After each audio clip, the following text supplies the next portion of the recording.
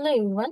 So আজকে আমাদের রেটিকনের topic হচ্ছে গিয়ে ইন্টিগ্রাল ক্যালকুলাসের ডেফিনিট ইন্টিগ্রালস। তো আমরা আগের ভিডিওতে আমরা দেখে আসছি যে হচ্ছে কি আমাদের ইনডেফিনিট ইন্টিগ্রালস এর ক্ষেত্রে অনেকগুলো রুলস এবং ইনডেফিনিট ইন্টিগ্রালস এর বিভিন্ন রুলস এর এক্সাম্পল দিয়ে আমরা দেখে আসছি, রাইট?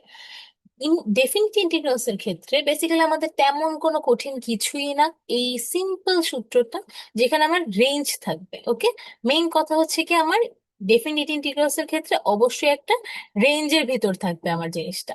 ঠিক আছে, যেমন এখানে এ থেকে বি পর্যন্ত রেঞ্জ হবে ফাংশন অফ এক্স এর ক্ষেত্রে, ফাংশন অফ এক্স ডিএক্স। তখন কি হবে আমার, জাস্ট এই যে ফান্ডামেন্টাল ফর্মুলাটা এটা ফলো করব আমি। তাহলে এই ফান্ডামেন্টাল ফর্মুলা অনুযায়ী কি হবে, ফার্স্টে আমার আপার লিমিটটা ফাংশন অফ এক্স এর ক্ষেত্রে ইন্টিগ্রেশন করার পরে, অবশ্যই ইন্টিগ্রেশন করার পরে আমি আমার আপার লিমিটটা আগে বসাবো, এরপর আমার লোয়ার লিমিটটা বসাবো। এটাই আমার মেইন হচ্ছে গিয়ে এইটার ক্ষেত্রে আমার যে কাজ। এখন আমরা একটা এক্সাম্পল দেখে নিই যাতে আমরা বাস্তবিক বিভিন্ন প্রয়োগ করতে পারি। ওকে, তো প্রথমে আমার এখানে কি দেওয়া আছে, ইন্টিগ্রেশন অফ 10x dx। এখন এখানে আবার আমার রেঞ্জ কি দেওয়া আছে, 1 to 4। তাহলে এখন 10x কে আমি যদি ইন্টিগ্রেশন করি তাহলে কি আসে, 5x²। অবশ্যই সবাই আগের ভিডিওতে দেখে আসছো, আর যদি না দেখে থাকো তাহলে এখনই চলে যাও আগের ভিডিওতে। তাহলে আগের ভিডিও অনুযায়ী আমরা কি জানি, আমার হচ্ছে গিয়ে 10x dx এর ক্ষেত্রে আমার কি হবে, 10টা কি আমার কনস্ট্যান্ট, আর x এর ক্ষেত্রে কি, ওই যে x⁻n+1। n+1 কে এখানে n এর মান কত, 1। তাহলে n+1 কত, 2, ডিভাইডেড বাই কি n+1, তার মানে কি 2। তাহলে এই 2 এই 10 দিয়ে কাটলে কি হয়, 5। দ্যাটস ওয়াই আমার এখানে কি আসছে, 5x²। তো আমার ইন্টিগ্রেশন করা শেষ। এখন আমি কি করব, ফার্স্টে আপার লিমিটটা এই x এর জায়গায় বসাবো ফাংশনের ক্ষেত্রে, দেন আমি কি করব, আমার লোয়ার লিমিট 1টা বসাবো। ওকে, তারপর ক্যালকুলেশন করে যেটা আসে সেটাই আমার অ্যান্সার। ঠিক আছে, একদমই ইজি, কঠিন কিচ্ছু না। সো আমাদের হচ্ছে গিয়ে ফার্স্টে কি করতে হবে, ইন্টিগ্রেশন করতে হবে। ইন্টিগ্রেশন করার পরে আমার হচ্ছে আপার লিমিট বসাতে হবে, আপার লিমিট থেকে লোয়ার লিমিট মাইনাস করে দিতে হবে। ওকে, এখন পরেরটা আসি। পরেরটার ক্ষেত্রে কি বলছে আমার, integration of 4x³ + 6x dx। আর রেঞ্জ কি দিয়ে আছে, 1 to 3। সো এখন 4x³ এর ক্ষেত্রে কি সেম, এটা তোমরা নিজেরা করো, x⁴ হবে কেন, আর নিচে কি হবে, নিচেও 4 হবে, তখন এই 4 4 কি কাটা চলে গেল। আর এখানে কি আছে আমার 6। আর এখানে যদি আমি এটার যদি ইন্টিগ্রেশন করি তাহলে কি হয়, x² / 2, রাইট? তাহলে 6/2 কত, 3। এজন্য আমার কি আসছে, 3x²। ওকে, এখন আমার কি আছে, রেঞ্জটা কি আছে 1 থেকে 3। তাহলে আমি কি বলছি, সেম এই যে এটার মতো, ফার্স্টে কি থাকবে, আপার লিমিট, তারপর কি বসবে, লোয়ার লিমিট। তাহলে আপার লিমিট কত, 3। তাহলে ফাংশন অফ এই এক্স এর যে ফাংশনটা এটার মধ্যে কি বসে যাবে, ফার্স্টে 4 4 বসবে, সরি 3 বসবে, এবং এরপরে কি বসবে, 1 বসবে। তারপর আমার এটা করে ক্যালকুলেশন করে যেটা আসে সেটাই অ্যান্সার। সবার কি ইজি লাগতেছে নাকি কঠিন লাগতেছে? যদি কঠিন লাগে আমি সাজেস্ট করবো আমার আগের ইনডেফিনিট ইন্টিগ্রালের ভিডিওটা অবশ্যই দেখে আসতে, কারণ না হলে এটা মাথায় ঢুকবে না। ওকে, আচ্ছা, এখন আসি আমরা পরের ইস্যু।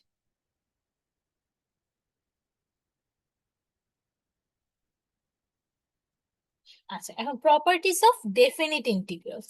এখন ডেফিনিট ইন্টিগ্রালস এর ক্ষেত্রেও এটা কিছু প্রপার্টিজ ফলো করে, যেমন reversing the order of the limit changes the sign of the definite integral. মানে কি, আমি যদি এই অর্ডারটা, মানে আমি যেটা রেঞ্জ বলতেছি, এটাকে যদি আমি চেঞ্জ করি তাহলে কি হয়ে যাবে, আমার সামনে সাইনটা চেঞ্জ হবে। যেমন ওখানে কি ছিল, পজিটিভ ছিল, আর a to b ছিল, সেটা b to a হয়ে যাবে। ওকে, ইজি একটা জিনিস। এন্ড তারপর কি বলছে, the definite integral can be expressed as the sum of component subintegrals।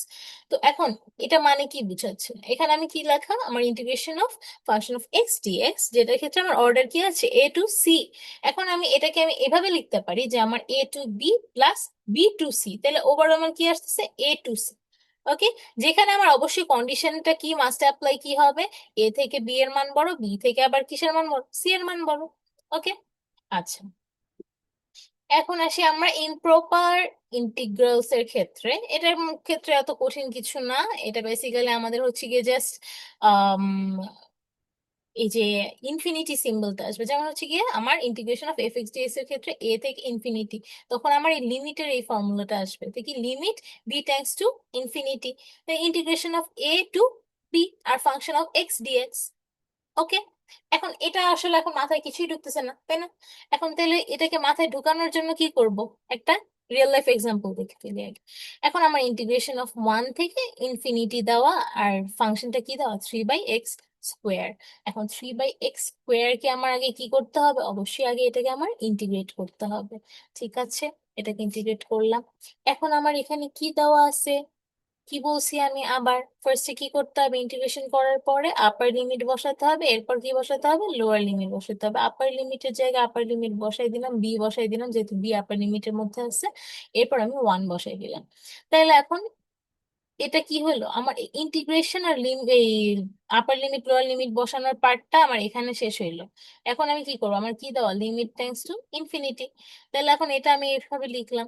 তাহলে এখন এখানে B B tends to infinity যদি হয় তাহলে কি হয়, এইটুকের মান কি আসে, এইটুকের মান যদি আমার এখানে ইনফিনিটি থাকে, এটা কি হয়ে যায়, 0।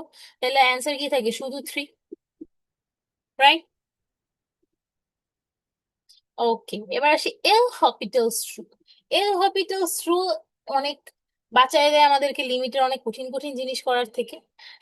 ঠিক আছে, তো limit x tends to a যদি হয়, g x divided by h x. এখন limit x tends to a যদি বলি আমি, তাহলে জি প্রাইম এক্স আর এইচ প্রাইম এক্স। এখন এই প্রাইম দিয়ে আমরা কি বুঝাই, নর্মালি ডিফারেন্সিয়েট করা বুঝাই, তাই না? যে কোনো কিছু ডিফারেন্সিয়েট করাকে আমরা কি প্রাইম দিয়ে প্রকাশ করি।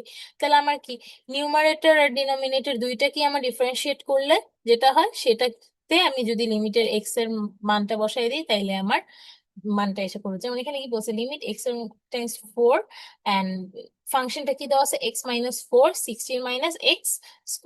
তাইলে এখন 16 x-4 এর ক্ষেত্রে ডিফারেন্সিয়েট করলে কি আসে, 1 আসে, কারণ এক্স এর আগে কি আছে, 1 আছে। আর এখানে 16টা তো কনস্ট্যান্ট, তার মানে কি 0। আর x² কে ডিফারেন্স করলে কি আসে, 2টা সামনে এসে পড়ে আর এক্সটা থাকে, তাহলে -2x। এখন আমি কি করব, এই এক্স এর জায়গায় জাস্ট 4 বসাই দিব, তাহলে কি আসে, -1/8। কঠিন লাগলো? একদমই সহজ।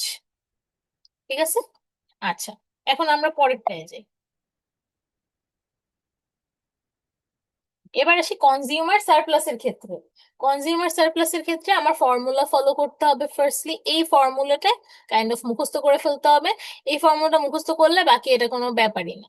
ওকে, আচ্ছা, তাহলে এখন কনজিউমার সারপ্লাসের ক্ষেত্রে আমার কি দেওয়া আছে, যে integration of function 1 q d q আর হচ্ছে কিউ নট পি নট। এখন এটাকে আমি কি বলতেছি, ইকুইলিব্রিয়াম কোয়ান্টিটি আর ইকুইলিব্রিয়াম প্রাইস বলতেছি। ওকে, ইকুইলিব্রিয়াম কোয়ান্টিটি ইকুইলিব্রিয়াম প্রাইসটা এটার কনজিউমার সারপ্লাসের ক্ষেত্রে কি হবে, মাইনাস হবে। আর প্রোডিউসার সারপ্লাসের ক্ষেত্রে এটা শুরুতে থাকবে পজিটিভ থাকবে, এটা থেকে তোমার F2টা নেগেটিভ। ঠিক আছে, এখন এটা গ্রাফটা কি, আমার এই পয়েন্টটা আমার কি ইকুইলিব্রিয়াম। ঠিক আছে, এই পয়েন্টটা কি আমার ইকুইলিব্রিয়াম। আর হচ্ছে কি আমার যখন ফাংশন অফ 1 কিউ আসে তখন কি এটা নামতেছে। আর সেম গোস ফর প্রডিউসার সারপ্লাসের ক্ষেত্রে কি উঠতেছে। কেন, কারণ ওখানে আমার ইকুইলিব্রিয়াম থেকে কি আমার এখান থেকে এর পরেরটা মাইনাস হইতেছে, তাই না? আচ্ছা, এখন আসি আমার ডিমান্ড ফাংশনের ক্ষেত্রে। ডিমান্ড ফাংশনের ক্ষেত্রে আমি এটা কিভাবে আমি বের করব, দেওয়া আছে কি, given the demand function p equals to 42 - 5q - q square, assuming the equilibrium price is 6 and the consumer surplus, এখন কত এটা বের করতে হবে। এখন ইকুইলিব্রিয়াম প্রাইস কি বলছে, 6, তার মানে পি নট ইকুয়ালস টু কি, 6। তাহলে এখন 42 - 5q - q square equals to কত, 6। এখন আমি এখানে কি করবো, এই 6টাকে এই পাশে আনলে 42 থেকে মাইনাস করলে কি আসে, 36 আসে, এরপর 5q - q স্কোয়ার। এখন এটাকে আমি কি করব, জাস্ট নর্মাল আমরা হচ্ছে কি ইকুয়েশন যেমন সলভ করি, ক্যালকুলেটর করো, মিডল টার্ম করো, whatever you want. Then এটা আমরা কত পাচ্ছি, q+9 and -q+4 equals to 0। So q naught equals to কত, 4। কেন, কারণ হচ্ছে কি আমার কিউ এর আরেকটা মান কোনটা আসে, এখানে q+4 ইকুয়ালস টু 0 হইলে কত আসে, 4 আসে। আর q+9 ইকুয়ালস টু 0 হইলে -9 আসে। কিন্তু কখনো কি কোয়ান্টিটি নেগেটিভ হওয়া পসিবল, আমরা ইকোনমিক্সে কোয়ান্টিটিকে নেগেটিভ ধরবো না। ওকে, আচ্ছা, তাহলে কনজিউমার সারপ্লাসের সূত্রে আমি এখন এটাকে বসাই দেব। তাইলে এই যে আমরা এই যে একটু আগে যে সূত্রটা পড়লাম, এই যে আমার কনজিউমার সারপ্লাসের সূত্র, এই সূত্রের মধ্যে জাস্ট আমি এবার মানগুলা বসাই দিব। মানগুলোর ক্ষেত্রে তাহলে কি দেখতেছি আমি, আমার কিউ নট কত, 4, তাহলে 0 to 4, আর আমার ওই ফাংশনটা বসবে। হুম, ডিমান্ড ফাংশনটা মাইনাস কি, এই যে আমার q naught into p naught, তাহলে এখানে কিউ নট কত 4, পি নট কত কোয়েশ্চেনেই বলে দিছে কত 6 বসলো। এবার আমি এই ফাংশনটা ইন্টিগ্রেশন করব, ইন্টিগ্রেশন করলে কি আসে 42 q minus 2.5 q square minus 1/3 q cube. আর আমি রেঞ্জটা বসাই দিব 0 থেকে 4। এরপর আমি কি বলছি, ওই যে আপার লিমিট এরপর লোয়ার লিমিট, যেহেতু লোয়ার লিমিট 0 তার মানে বাদ। ওকে, তাহলে খালি আপার লিমিট বসাইলাম, আপার লিমিট বসাইলাম আর এটা আসে, অ্যান্ড মাইনাস কে এই পাশে 4 4 24 24টা। তারপর অ্যান্সার যেটা আসে সেটা। আজকে মেইনলি এইটুকুই ছিল আমাদের টপিক, একদমই ছোট ডেফিনিট ইন্টিগ্রালস এর ক্ষেত্রে। অ্যান্ড আগেই বলি এটা হচ্ছে কি আমি ডাউলিং এর বই ফলো করেছি, introduction to mathematical economics. So তোমরা যারা আরো বেশি প্র্যাকটিস করতে চাও, ওখানে আরো অনেক এক্সাম্পল দেওয়া আছে, আমি জাস্ট বেসিকটা করাইছি। সো এটাই ছিল আজকে আমাদের topic. Thank you for watching.